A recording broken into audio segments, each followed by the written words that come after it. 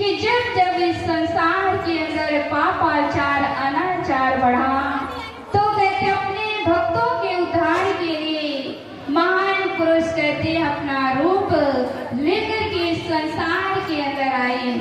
द्वापर के अंदर कहते हैं भगवान श्री कृष्ण आए और त्रेता के अंदर भगवान श्री रामचंद्र जी आए, और कहते हैं द्वापर के अंदर भगवान कृष्ण आए, सतयुग के अंदर भगवान विष्णु आए, और इस कलिकाल के अंदर भी सदगुरु रूप में महान पुरुष आए हुए हैं। लेकिन हर कोई उन्हें पहचान नहीं सकती।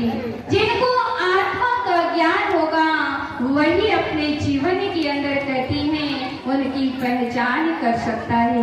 तो हर युग के अंदर महान पुरुष आते हैं और मानव को यही प्रेरणा देते हैं कि अपने जीवन के अंदर अपने लक्ष्य की प्राप्ति करो। आज हमें ये समय के सच्चे सदगुरु इस धराधाम पर इस कलिकाल के अंदर अवतार लेकर के आए हुए हैं, लेकिन उनको पहचानने वाले कोई मिलने ही है। जहाँ सच्चा मार्ग बता रहा हो, जहाँ पर सच्चा राह दिखा रहा हो, वहाँ पर कोई बिरले ही पहुँच पाता है। और इसलिए कहते हैं गुरु सदमार्ग दिखलाए, कोई बिरला ही वहाँ जाए। कि सचमुच में जहाँ सच्चा राह, जहाँ पर सच्ची भक्ति हो, जहाँ कल्याण की बातें हो रही हो, वहाँ पर लोग बहुत बिरले ही पहुँच पाता है। और कहते हैं देखो गुरु महाराज जी ने कृपा करके दया करके हम सबके उपकार के लिए देखो गुरु महाराज जी अपना दुख सहन करके कष्ट सहन करके और आज हमें आत्मा का ज्ञान करा रहे हैं। कैसे घोर कलिकाल के अंदर कहते हैं केवल इस संसार के अंदर अगर बचना चाहते हो तो नाम का स्मरण करो। इस कलिकाल के अंदर केवल एक नाम ही आधार है, और जो नाम का स्मरण करेगा वही इस भयंकर कलिकाल से बच पाएगा। और इसलिए कहते हैं कि हमें अपने जीवन के अंदर उस परम पिता परमात्मा से गुरु महाराज से प्रेम करना चाहिए। और इसलिए संतों ने कहा कि जैसी प्रीति कुटुंब की तैसी गुरु सो होए, कहे कबीर का दास का पल्ला न पकड़े कोई। कि हे मानो जैसा तुम अपने परिवार के लोगों से, संसार के लोगों से प्रेम करते हो, वैसा प्रेम कहते हैं गुरु महाराज जी से करो। तो कहते हैं जीवन की समस्त बाधाएं मिट जाएगी। संत कबीरदास जी कहते हैं कि ऐसे सेवक को कोई भी माया रूपी बंधन में नहीं बांध सकता, उसे मोक्ष की प्राप्ति हो जाती है। कि सचमुच में जो अपने जीवन के अंदर गुरु महाराज जी से प्रेम करता है तो कोई भी संसार के मोह ममताओं से अपने बंधन में नहीं बांधता है, और वो मानो अपने जीवन के अंदर भक्ति पथ पर आगे बढ़ता है। और कहते हैं और इसलिए संतों ने कहा कि अगर गुरु दरबार में आने के बाद भी अगर हमें सुख और आनंद प्राप्त नहीं हो रहा है तो हमारा ही दुर्भाग्य समझो, हमारे अंदर ही कोई कमी होगी जिसके कारण हमें सुख और आनंद प्राप्त नहीं हो रहा है। तो हमें ये बात जरूर समझ लेना चाहिए कि हमारे अंदर ही सेवा में, भक्ति भाव में कोई कमी है, समर्पण में कोई कमी है, और इसलिए हमें सुख और आनंद प्राप्त नहीं हो रहा है। और इसलिए संतों ने कहा कि बंदे तू कर बंदगी तो पावे दीदार, और सर्वमानुष जन्म का बहुरी न बारंबार। कि सदगुरु की भक्तों को बंदगी करने की प्रेरणा देते हुए संत कबीरदास जी कहते हैं कि सदगुरु की सेवा और बंदगी कर, तब तुझे आत्मा का ज्ञान होगा। ये मनुष्य जीवन बार बार नहीं मिलता है, समस्त योनि में मानव योनि सर्वश्रेष्ठ है, जो कठिन परिश्रम और सौभाग्य से मिला है। इससे व्यर्थ ना गवा, सदगुरु का भजन ध्यान करे, जिससे कल्याण होगा। कल्याण का और अन्य कोई मार्ग इस संसार के अंदर नहीं है, केवल कल्याण का मार्ग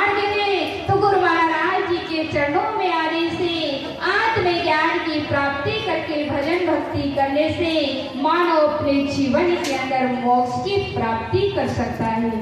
और आज हम सभी को मोक्ष प्राप्ति का मार्ग साधु संत बताते हैं। जब तक हम अपने जीवन के अंदर साधु संतों की संगति प्राप्त नहीं करेंगे, अपने जीवन के अंदर गुरु धारण नहीं करेंगे, तब तक हम इस संसार रूपी भवसागर से पार नहीं हो सकते। और इसलिए कहते हैं, गुरु बिना भव निधि तरहि न कोई, जो विरंची शंकर सम होई, कि गुरु के बिना कोई भी संसार रूपी भवसागर से पार नहीं उतर सकता। कहते हैं कि ब्रह्मा विष्णु के जैसे भगवान शंकर के तरह संहार करने की शक्ति उस मानव के अंदर आ जाए, भगवान विष्णु की तरह सृष्टि पालन करने की शक्ति आ जाए।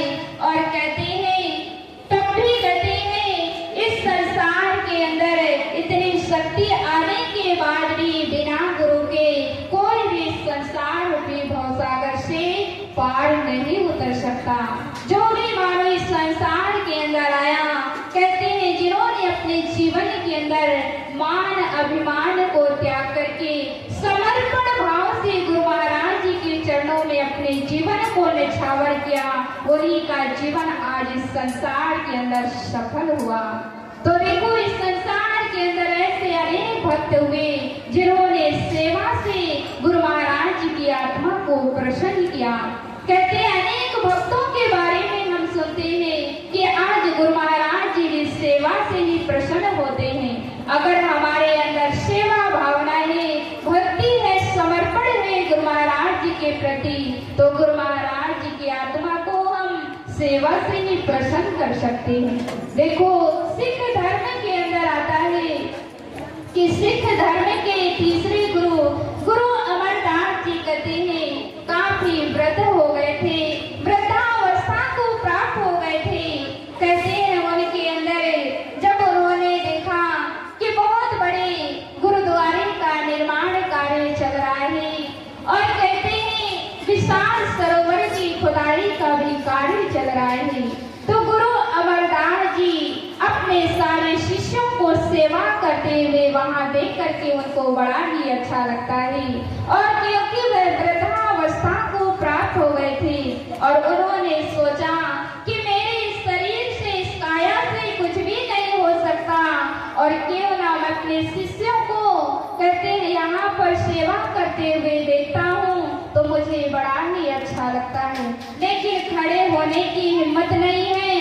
और इसलिए कहते हैं, गुरु महाराज जी ने अपने सारे शिष्यों से कहा कि तुम सभी लोगों को सेवा करते देख करके मुझे बड़ा ही आनंद आता है, मेरा मन प्रसन्न होता है, और इसलिए तुम सारे लोग मिल करके मेरे बैठने के लिए, कहते, चबूतरा का निर्माण करो, जहाँ पर बैठ करके मैं सभी लोगों को दर्शन देता रहूंगा, और तुम सभी लोगों को सेवा करते हुए देखता भी रहूंगा।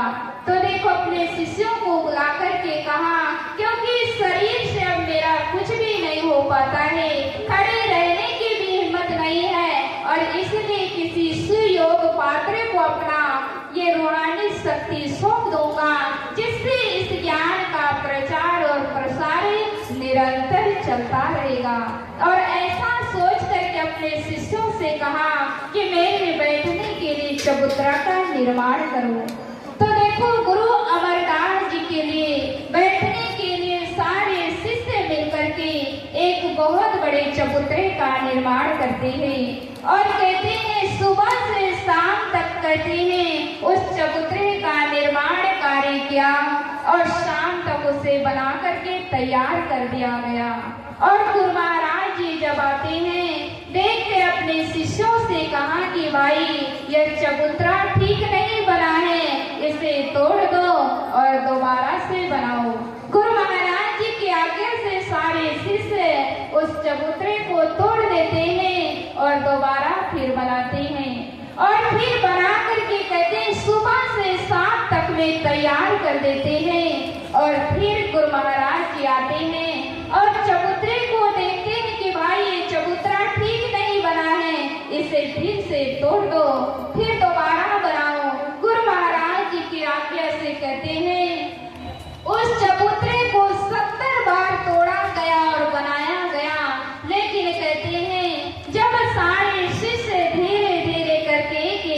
करके वहां से सभी लोग जाने लगे। तो वहां पर जब शाम के समय जब गुरु महाराज जी आए तो वहां पर एक ही शिष्य सेवा कार्य में लगे हुए थे और उनका नाम था जेठा भाई। गुरु महाराज जी ने जेठा भाई से कहा कि भाई ये सारे शिष्य कहाँ चले गए। गुरु महाराज जी से जेठा भाई ने कहा कि गुरु महाराज जी वो तो सब अपने अपने घर चले गए। तो गुरु महाराज जी ने पूछा क्या वो सभी लोग मेरे लिए कुछ कह रहे थे। तो कहते हैं जेठा भाई ने कहा कि गुरु महाराज जी वो सभी लोग यही कह रहे थे कि गुरु महाराज जी को हमारी सेवा मंजूर नहीं है, गुरु महाराज जी को हमारी सेवा पसंद नहीं है, तो हम अपने अपने घर जा रहे हैं। और इसलिए सभी लोग अपने अपने घर चले गए। तो गुरु महाराज जी ने जेठा भाई से कहा कि तुम क्यों नहीं गए। तो जेठा भाई ने कहा कि गुरु महाराज जी मेरे को तो दोनों ही रूपों में सेवा मिल रही है, चाहे आप तोड़ने के लिए कहें तो भी मेरे लिए सेवा है और अगर आप बनाने के लिए कहें तो भी मेरे लिए सेवा है। मुझे तो दोनों ही रूपों में सेवा मिल रही है। तो मेरे को तो गुरु महाराज जी की आत्मा को प्रसन्न करना है, गुरु महाराज जी के दरबार की सेवा करनी है और गुरु महाराज जी की आज्ञा में रहना है। और इसलिए मुझे आपकी सेवा से गुरु महाराज जी आपकी आत्मा को प्रसन्न करना मेरा कर्तव्य है और मैं गुरु महाराज जी की आज्ञा में ही रहूंगा, चाहे आप तोड़ने के लिए चाहे बनाने के लिए कहें। तो देखो वहां पर गुरु महाराज जी जेठा भाई को अपने गले से लगा लेते हैं कि कहते हैं कि तुम बड़े धन्य हो कि देखो गुरु महाराज जी की आज्ञा का पालन करते हुए आज गुरु दरबार की सेवा में लगे हुए हो। सारे शिष्य चले गए लेकिन उनमें से एक ही शिष्य वहां पर बचा और गुरु महाराज जी की आत्मा को उन्होंने प्रसन्न किया। कहते हैं सेवा से अगर जो मानो गुरु महाराज जी की आत्मा को प्रसन्न करता है तो गुरु महाराज जी उनको अपने अंतर मन से कहते हैं धन्यवाद देते हैं, उस मानव को मोक्ष की प्राप्ति हो जाती है।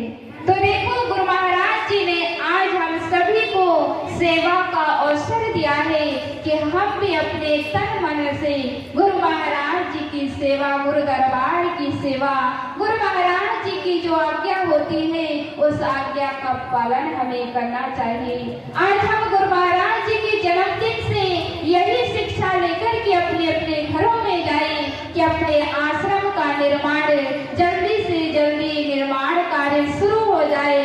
जहाँ पर देखो कहते हैं अभी हम लोग धूप में बैठ करके यहाँ पर सत्संग सुन रहे हैं, आने वाले समय में कहते हैं यहाँ पर छत हो जाए। तो हम गुरु महाराज जी के जन्मदिन से यही हम आशीर्वाद लेकर के जाए कि जल्दी से जल्दी आश्रम का निर्माण कार्य हो जाए।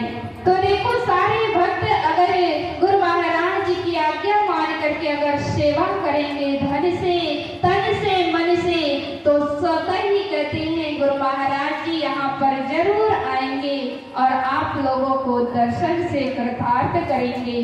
तो देखो गुरु महाराज जी के चरणों में आने से, गुरु महाराज जी के दरबार में आने से हमें कितना आनंद मिलता है, खुशी मिलती है। कहीं और जाने से हमें इतना आनंद और खुशी नहीं मिलती है। जहाँ पर आने से, गुरु महाराज जी के चरणों में आने से हमें कितना सुख और आनंद मिलता है। ना जाने हम इस संसार के अंदर कहाँ कहाँ भटक रहे होते, लेकिन गुरु महाराज जी ने आज हमें अपने चरणों से लगा करके रखा। भक्ति के मार्ग पर चलने की प्रेरणा आज गुरु महाराज जी ने हमें दिया और अपने चरणों से लगा करके रखा। तो देखो कहते हैं गुरु महाराज जी कैसा वो दर है जहाँ पर आने से हम सब की तकदीरें बदल जाती है।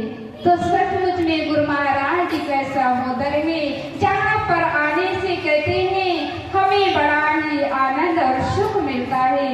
गुरु महाराज जी का कैसा ये कहते हैं ये दरबार कितना अच्छा है कि जहाँ पर बैठ करके हम मानव को कहते हैं वह आत्मा का ज्ञान हमें मिलता है। जहाँ पर हमारा कल्याण कहते हैं, जहाँ आने से गुरु महाराज जी के चरण हमें मोक्ष की प्राप्ति होती है। तो देखो ऐसा गुरु महाराज जी का सानिध्य हमें मिला है। तो सबसे पहले कहते एक छोटा सा भजन है, आप सभी लोग मिलकर के साथ देंगे।